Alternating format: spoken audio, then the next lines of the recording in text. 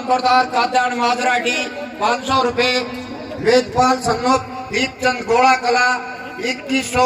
जो बिजनेसमैन ने नजदीक भी ना आन दिया दे और उसकी किताब पढ़ी हो, उसका सेवक था पीछे से कलर पाट रहा था, वो कमीज साइड में धर दिया। लाल बहादुर शास्त्री जी बूझन लागे, बिला रहो कमीज ना दिखता, सर्दी का मौसम था। बिला जी उसका कॉलर खिसक रहा है। आप मीटिंग विदेशी आदमी आवे अच्छा नहीं लगे, अरे बिला क्यों खर्चा करवा दिया, सर्दी का मौसम था नीचे पैर लूं। एक तो वो था लाल बहादुर शास्त्री, एक आज का है सोने की तारा एक करते पजामे पर है, बता पिंट बुर्श सोने के तारा के, और मोदी लिखवाया अरे मान गए मगा बहुत बढ़िया। आदमी माननीय राजा बाप समान होता, बाप का दर्जा होता राजा को, अगर वो प्रजा को संतान की राह देखे तो। पर आज का हमारा राजा वो अडानी के जा रहा था, वो पोता हुआ फोटो देखा होगा, यूं थपकी मारे खो बात धरे जैसे अपने बेटे का भतीजा छोटे का दरिया जाए। न्यू बिजनेसमैन हाथ धरे मारे प्रधानमंत्री, प्रधानमंत्री का दर्जा बहुत बड़ा हो। तो एक बात तो है भाई, एक तो इनने बढ़िया काम कर दिया जो मन लागे चाहे तुम गाल दियो भाई। हरियाणा पंजाब का भाईचारा बना दिया इनने कराया ने, यो तो इनका धन्यवाद है। पर इनके किसान से टक्कर होगी ना, तो किसान झुकेगा ना बिकेगा। ये जो मारे कैसे धोले लत्या टकराए हैं, वो बिकजा देखे में डरजा दे जेल के नाम से। इनका न्यूना बेरा देसी जेली वाला से टक्कर हो रही है। तो बुजुर्गों नौजवान साथियों, आड़े कोई राजनीति की तो बातें नहीं है, पर एक बहन जी ने अपनी पार्टी, तो मैं भी भाई एक बात कह दूं, आपकी इजाजत हो दो ना। पहले तो मन नहीं कही थी भाई, एमएलए तो मारा भाई आज एक कर रहा है चौधरी अभय सिंह चौटाला, पर वो एक भी भाई लठ मूसल कैसा है। खापों की सरदारी हमारे बीच में बहुत ही वरिष्ठ पूर्व मंत्री बहन गीता भोकल जी, बाली पहलवान जी, सभी खापों के प्रधानगण, किसान भाइयों बहनों, नौजवान साथियों, प्यारे बच्चों, सबसे पहले तो मैं आप लोगों की हौसला बजाई की तायद करता हूं कि आप पिछले 1.5 महीने से लगातार कंटिन्यू इस 2 डिग्री सेल्सियस तापमान के अंदर आप यहां धरना और प्रदर्शन दे रहे हैं। मैं भाइयों को विश्वास और भरोसा दिलाना चाहता हूं, ये आपकी मेहनत रंग लाएगी, आपकी ये त्याग और तपस्या।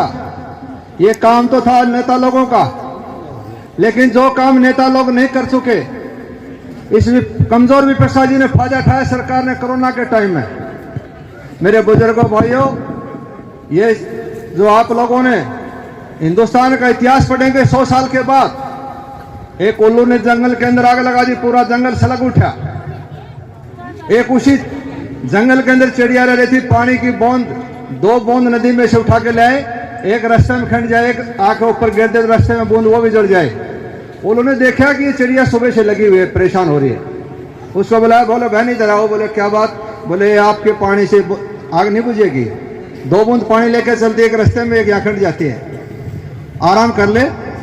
चिड़िया ने कहा कि ठीक है उल्लू भाई, मुझे पता है कि आग मेरे से नहीं बुझेगी, लेकिन 100 साल के बाद लोग इतिहास पढ़ेंगे, जंगल में आग लगाने में नाम लिखा मिलेगा आपका, और उसी पन्ने के ऊपर आग बुझाने वाले में मेरा भी नाम लिखा मिलेगा। मेरे बुजुर्गों भाई, हिंदुस्तान को लोकतंत्र खत्म करने का नाम मोदी जी के खाते में लिखा जाएगा। उसकी जगह दूसरा लिखना तो चाहिए था विपक्ष का काम, लेकिन उस इतिहास जो आप लोगों ने बना दिया, उस पन्ने के ऊपर लोकतंत्र बचाने का नाम किसान भाइयों के लिखा जाएगा। आप लोगों ने बचाया, और ये जो हमारी आने वाली पीढ़ी है, जो नौजवान है, भविष्य है, अगर अब नहीं चाहते तो दोबारा मौका नहीं मिलेगा। लेकिन मैं ये भी आह्वान करना चाहता हूं मोदी जी से, आपने अमेरिका के अंदर 4 मरे, परसों घटना के अंदर आपने अफसोस जाहिर किया, लेकिन दुर्भाग्य इस देश का, जिस देश को प्रधानमंत्री दोबारा बनाया जनता ने और 60 आदमी अपने शरीर अपनी कुर्बानी देकर चले, उनके बारे में कोई चर्चा नहीं। मैं ये भाइयों से आह्वान करना चाहता हूं कि हमने बहुत बड़ी गलती करी। उस आदमी पर भरोसा करा, उस आदमी पर भरोसा करके देश का दोबारा प्रधानमंत्री बना। हमें भी भरोसा था कि गरीब घर में पैदा हुआ है, चाहे वैसे गुजारा करा, गरीब की तकलीफ को अच्छी तरह जानता है, गरीबों का भला करेगा, उम्मीद थी। लेकिन बॉडीगार्ड ड्राइवर मैडम को तो पता है, ये ड्राइवर बॉडीगार्ड छोड़ के जाते हैं रोड के ऊपर, उसी टाइम रोड पर छोड़ते हैं, ये सारा भाई देते हैं और लास्ट में 5 लाख भी भाई देते हैं। ये नेतागिरी गाड़ में ये परमानेंट सौदा नहीं है। हमने तो पहली बार मौका मिला, भाइयों ने दिया पार्टी हट के, देखा नजदीक से राजनीति में सौदा क्या है। इसके अंदर भी देखा मेरे बुजुर्ग भाई, अभी सारा सौदा झूठा है, कुछ नहीं लेना है कि नहीं देना। दो अगर ईमानदारी से राजनीति करें, ईमानदारी से बॉर्डर पर नौकरी करें और ईमानदारी से खेती करें और ईमानदारी से मजदूरी करें, इस राजनीति से 80,000 साल तपस्या करने के बराबर को करना जानता हो तो। लेकिन नीचे से लेकर ऊपर तक भ्रष्टाचार, आज 73 साल के बाद भी गरीब गरीब होता जा रहा है, पैसे वाले बनते जा रहे हैं। कुछ संद आदमी वो पूरे हिंदुस्तान की प्रॉपर्टी पे धन पर कब्जा कर रहे हैं। मैं कहना चाहता हूँ, इस मत छेड़, इस गरीब को रो देगा, ऊपर वाले ने सुन ली तो दुनिया से खो देगा।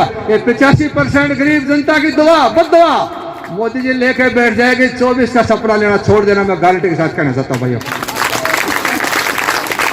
और ये नेता लोग जो अपनी नौकरी चमचागिरी करने मंत्री बनाए चक्कर पीछे पीछे घूमते हैं, इन भाइयों से भी प्रार्थना है, अभी बखत नीचा सर करके बढ़ जाओ भाइयों के बीच में, ना बढ़ने के लिए जगह भी नहीं मिलेगी। बड़े बड़े जो तीख मार का थे, जो पृथ्वी को तोला करते, वो चले गए। एक चक्रवर्ती सम्राट बना जो परम, और वो कहते कहते अपना जीवन तक समाप्त उनका हो गया। आज भी हमारा किसान अपनी मांगों के साथ इसी प्रकार से सड़कों पर बैठा हुआ है। शर्म आनी चाहिए सरकारों को जो इनकी मांगों को नहीं मान रही है। आज हम लोग उनको जहां नमन करते हैं, उनके हुए दिखाए हुए रास्ते पर चलने का भी पूरी तरह से प्रण भी लेते हैं। मैं आपको ये कहना चाहती हूँ, जहां हमारे क्षेत्र की पूरी, न केवल हमारे क्षेत्र की, न केवल हरियाणा की या पंजाब की, यूपी की, मध्य प्रदेश की, बल्कि पूरे देश का किसान आज इस बात को सरकार की ओर देख रहा है कि क्या कारण है। इस सरकार ने ये काले कानून, जिस समय ये अध्यादेश का रूप ले रहे थे, उसी समय ही हमारे किसान संगठनों ने इसका विरोध करना शुरू कर दिया था। क्या कारण है कि भारतीय जनता पार्टी की सरकार ने इनको धक्के से लोकसभा और राज्यसभा में पास करवाने का काम किया। इन काले कानूनों को लेकर और जो किसान संगठनों के साथ सरकार का व्यवहार रहा है, न केवल हम कड़े शब्दों में उसकी हम निंदा करते हैं, बल्कि पूरी देश और दुनिया में कड़े शब्दों में इस चीज की निंदा की जा रही है कि आज हमारा किसान जब अपनी मांगों को लेकर सड़कों पर उतरा, उनके ऊपर लाठीचार्ज की गई, पानी की बौछारें चलाई गई, उनको दबाने का काम किया। लेकिन मैं आपको बधाई देती हूं, हमारा ये भारत देश जिसमें जय जवान और जय किसान का नारा दिया जाता है, ये वही किसान हैं जिनके बॉर्डर पर बैठे हुए हमारे बच्चे, हमारे भाई जवान जो हैं वो देश की रक्षा कर रहे हैं, देश की रक्षा में अपनी शहादत दे रहे हैं। अभी कल ही आदरणीय चौधरी भूपेंद्र सिंह हुड्डा जी, हमारे पूर्व मुख्यमंत्री और हमारे सीएलपी के नेता, जिन्होंने पूरी तरह से यह ऐलान किया हुआ है कि हमारा कांग्रेस पार्टी का समर्थन पूरी तरह से किसान आंदोलन के साथ है। जब तक ये सरकार तीनों काले कानून वापिस नहीं लेती, हम बिल्कुल कंधे से कंधा मिलाकर आपके इस धरने के साथ और आपकी मांगों के साथ पूरी तरह से आपके साथ खड़े हैं। न केवल इस धरने में आकर आपको आपका समर्थन हम कर रहे हैं, इसके अलावा हमारे बीच में हमारे भाई सोमीर सांगवान जी बैठे हैं। मैं इनका भी धन्यवाद। वाला किसान भी अगर लेके आता है, ढाकला का किसान भी लेकर आता है, तो उनकी भी जो है वो फसल नहीं खरीदते। तो क्या हमारा हरियाणा का किसान केरल जाएगा, क्या गुजरात जाएगा किसान अपना फसल बेचने, जब उसको घर की घर में एक बहुत अच्छी मंडी नहीं मिल रही। और बनी बनाई मंडियां, हमारा जो APMC एक्ट है, जिसमें हमारी मार्केट कमेटी इतना बढ़िया इंफ्रास्ट्रक्चर है, जिसमें किसान अपनी फीस देता है, उससे हमारा सारा इंफ्रास्ट्रक्चर बढ़ता है। क्या आप उस कानून को खत्म करके हमारे किसान को पूरी तरह से मारने का काम करते हैं? और ये क्यों चाहती है सरकार? एक मैं सुन रही थी बयान इनके, कहने लगे जी जो धरना प्रदर्शन में जो किसान आए हैं वो तो किसान नहीं है, किसान था जी अंग्रेजी बोल रहे ने, किसान था जी पिज्जा खा रहे ने जी, किसान था जी जलेबियां खा रहे ने जी, कह रहे जी ये तो धरना ही नहीं है। तो ये क्यों चाहते हैं वो जो अन्नदाता जो सारी दुनिया का पेट भरता है वो भूखा धरने पर बैठे? क्यों बैठे? धरने पर समर्थन करने के लिए यहाँ पर आए, और जो साथी इसका समर्थन कर रहे हैं हम उसका भी धन्यवाद करते हैं। क्यों नहीं सरकार की आंखें खुलती? क्यों नहीं वो जो जागते इस बात से? क्यों उनको ये नहीं लगता कि जब किसान इतनी कड़कड़ाती ठंड में अपने घरों से बाहर निकलकर आ गया और अपनी मांगे मनवा रहा है, आप उसको दिल्ली के बॉर्डर के अंदर नहीं जाने दे रहे? कह रहे जी ये तो आतंकवादी आ गए। क्या किसान के बारे में इस तरह की भाषा शोभा देती है? तो आज मैं तो इतना कहना चाहती हूँ, जहां हमारा पूर्ण समर्थन आपके धरने पे है, ये भी आश्वासन देती हूँ हम हरियाणा की विधानसभा को चलने नहीं देंगे, और जब हमारी सरकार आएगी तीनों के तीनों काले कानून इसको रद्द करने का काम करेंगे। पहले हमारी मांग केवल ये थी कि मिनिमम सपोर्ट प्राइस पर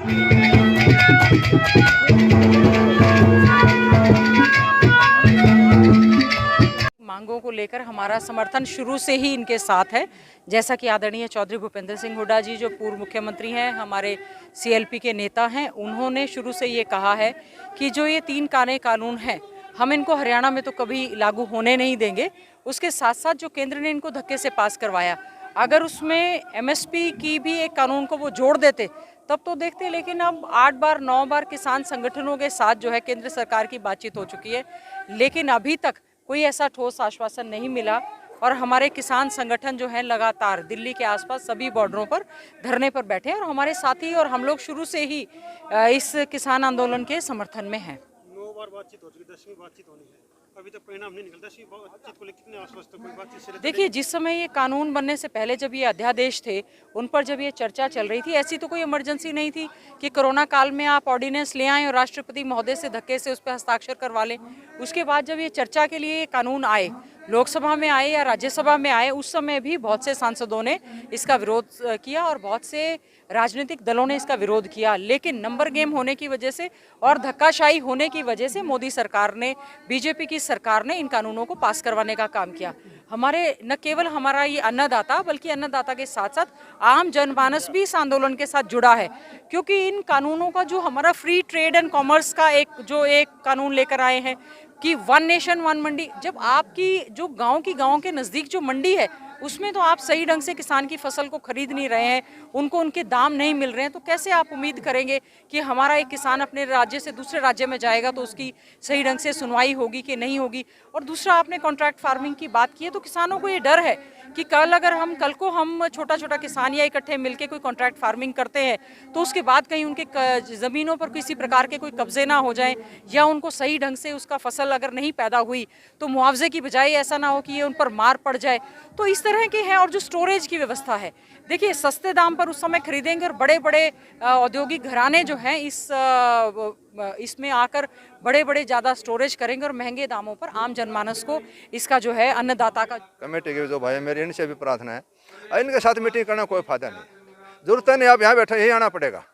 लोकतंत्र के अंदर इससे बड़ी ताकत, और आज कई लाख आदमी रोड पे बैठे हैं, तो मैं नहीं समझता कि जाना चाहिए। आपका मानना कि बातचीत होगी, सकारात्मक नहीं होगी? मैं इसमें नहीं हूँ कि इन्हीं के पास यहीं आकर करना चाहिए, और खास कर इन दोनों के साथ तो मीटिंग करनी नहीं चाहिए। इनके साथ तो मीटिंग करना हल्का पड़ है, मैं समझ।